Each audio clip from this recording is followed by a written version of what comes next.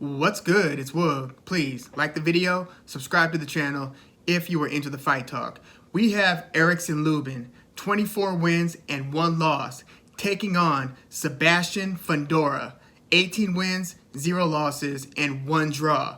This is taking place in one of the most exciting divisions in the sport, not necessarily one of the most glamorous. In fact, this is actually one of the divisions that's often overlooked because it's sandwiched between such legacy divisions, like it's sandwiched between welterweight 147 and middleweight 160. This is taking place at 154. Kind of gets lost in the shuffle sometimes. I would say the same about 168. But in terms of the best in the division, fighting the best, this is one of the scenarios where the PBC model works. If you have the lion's share of the elite talent, which in this case PBC absolutely does. They are about to have the rematch in the battle for undisputed between Jermell Charlo and Brian Castano. Jermell Charlo holds all of the belts. Brian Castano holds Jermell Charlo holds all of the belts but one. Brian Castano holds the WBO belt. So they're about to have the rematch. And Jermell Charlo actually accounts for Erickson Lubin's only loss till this day. And so aside from Jermell Charlo and Brian Castano, if you look at the other people who are recognized as the top 10 junior middleweights, according to Ring Magazine, you look at Jarrett Hurd. He has traditionally been a PBC fighter, although he, is messing around at 160, and he just took a pretty bad beating against Luis Arias on one of the Triller undercards. So I don't know what his future in the sport holds, but Jarrett Hurd, former champion, he's been a PBC guy. I don't know if he's still in that contract, but Erickson Lara, another former champion, fights on PBC. Erickson Lubin, he's the number 4 ranked contender, PBC. Tim Tszyu recently signed for PBC and just had his debut in the States, and he just picked up a win against Terrell Goucher.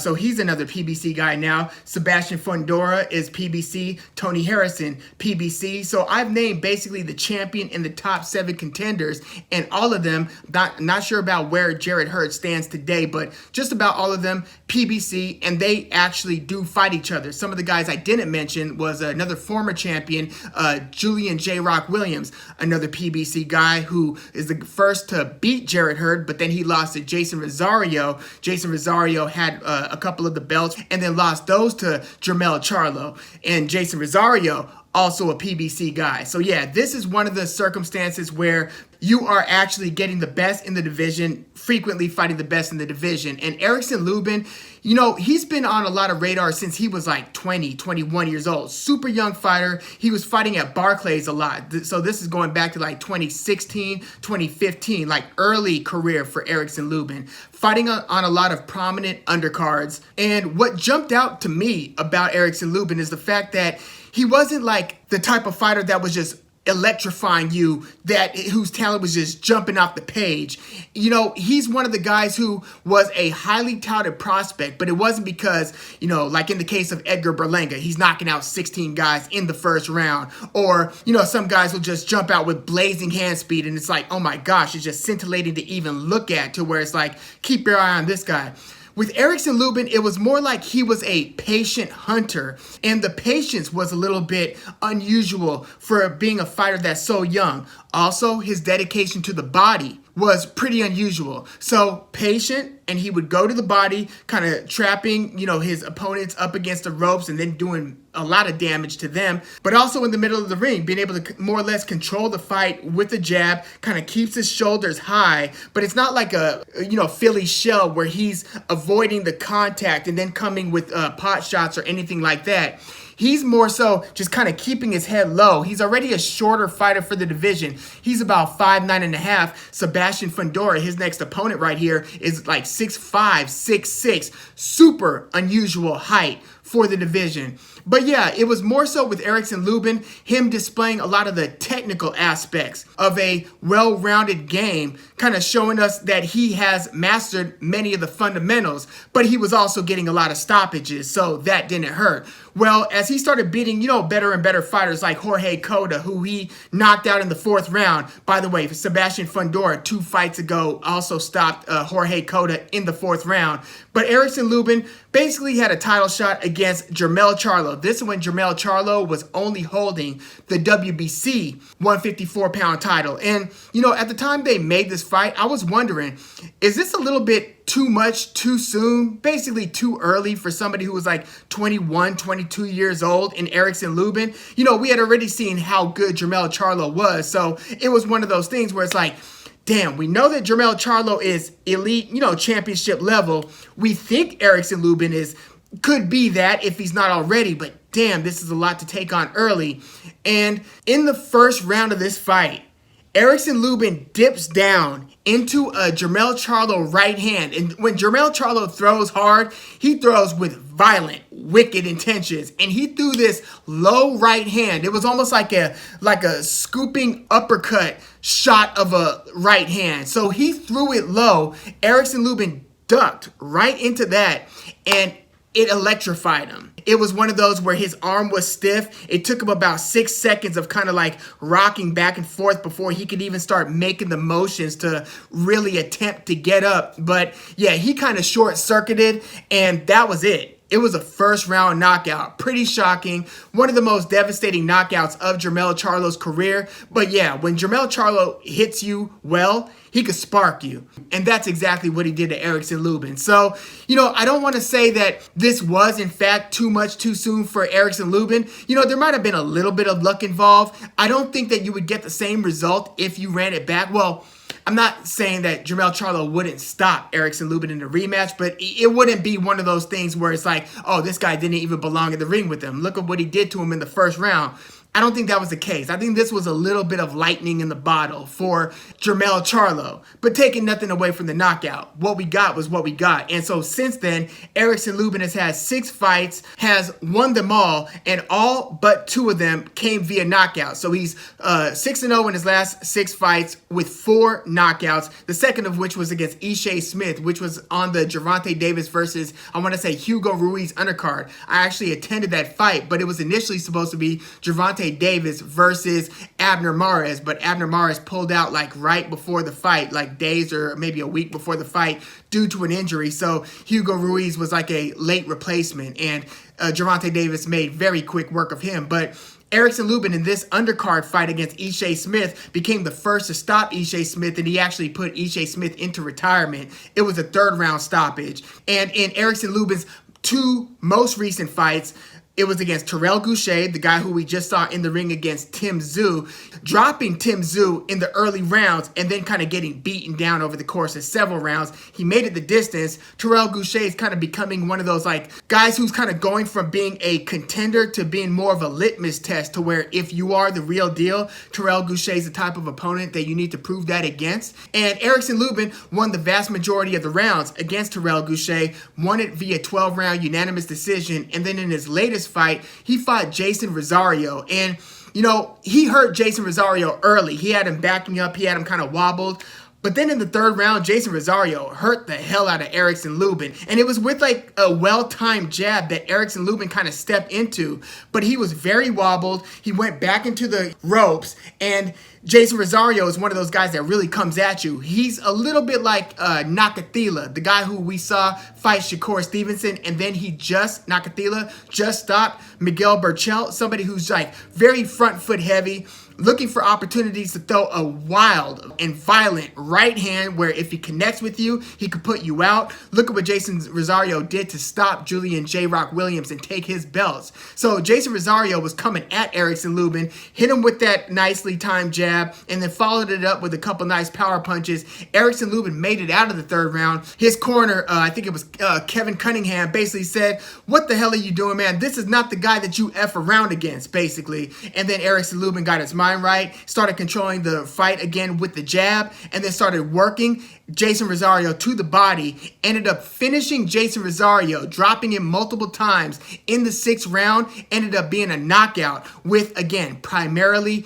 body shots. And that was basically 2 fights in a row where we saw Jason Rosario get stopped with body shots, because just before that, Jermell Charlo stopped Jason Rosario with a nicely timed jab to the body that basically had Jason Rosario convulsing on the ground. Kind of a weird, scary moment. Look that up if you get a chance. PBC's really kind of tough about putting stuff up on YouTube. It's not the easiest footage to find.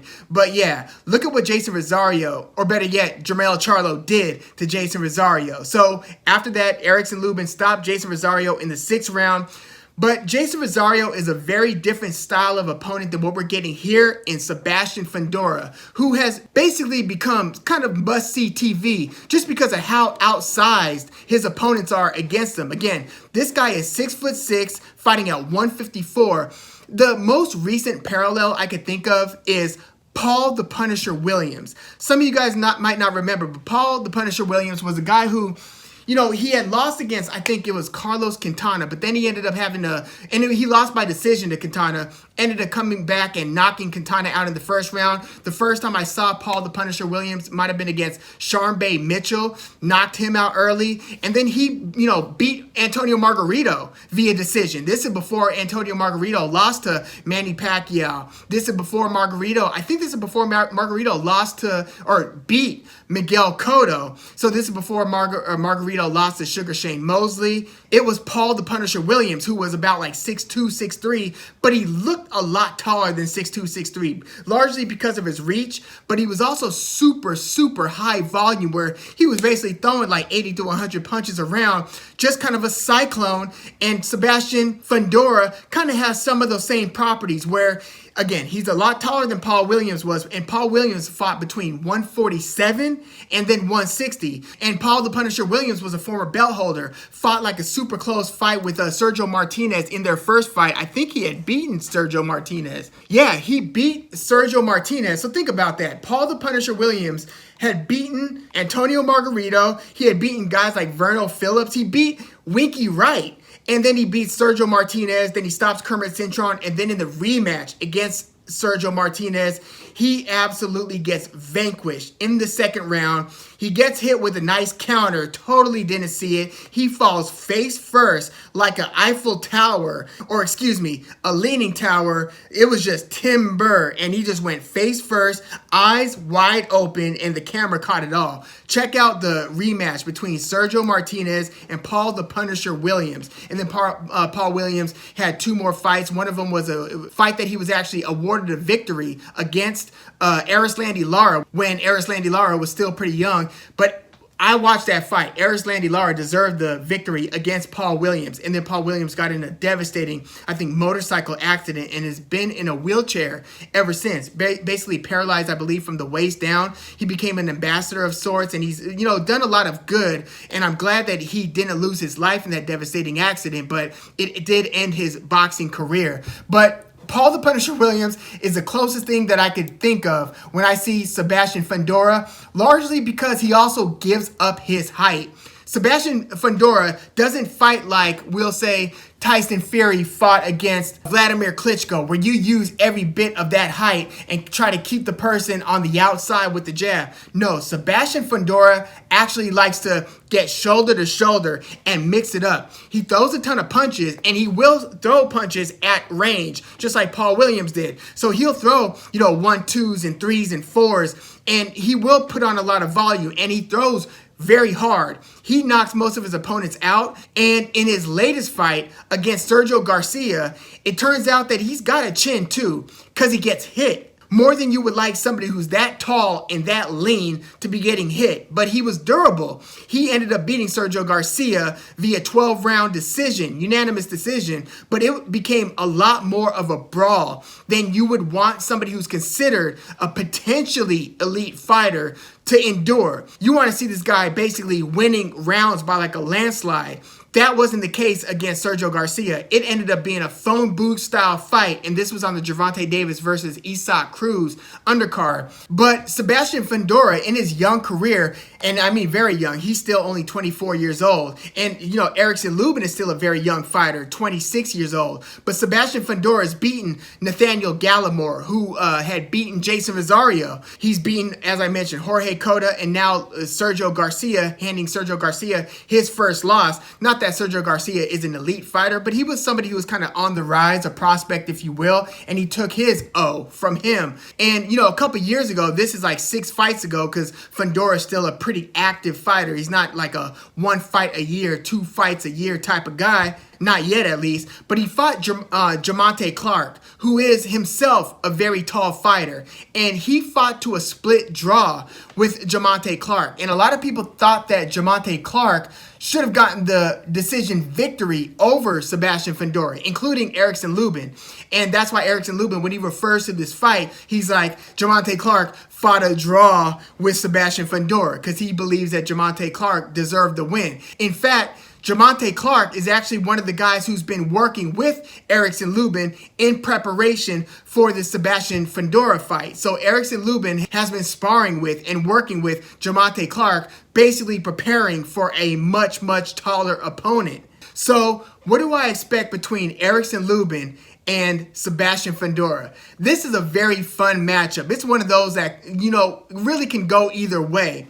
You would have to favor Erickson Lubin basically because he's fought the slightly better competition, and just because reputation-wise, Lubin is looked at as being, you know, kind of the cream of the crop, or potentially the cream of the crop. But we've been seeing Sebastian Fundora just totally overwhelm his opponents with, again, the reach, the height, the activity. Again, even though he gives up a lot of that height in his infighting, it's like he prefers the inside fighting, which, if you're going to be fighting Erickson Lubin, is that the way to go if you're Sebastian Fundora, knowing how much of a body devastator Erickson Lubin is? Which, if you look at the styles of these guys and their physiques, you would think that the body attack has to be a primary part of Erickson Lubin's game plan. So Erickson Lubin is a southpaw, so he's going to be throwing a right jab. He's going to be looking to change levels, try to get on the inside, even though I don't know if he's even going to have to try that hard to get on the inside against Sebastian Fundora, who, again,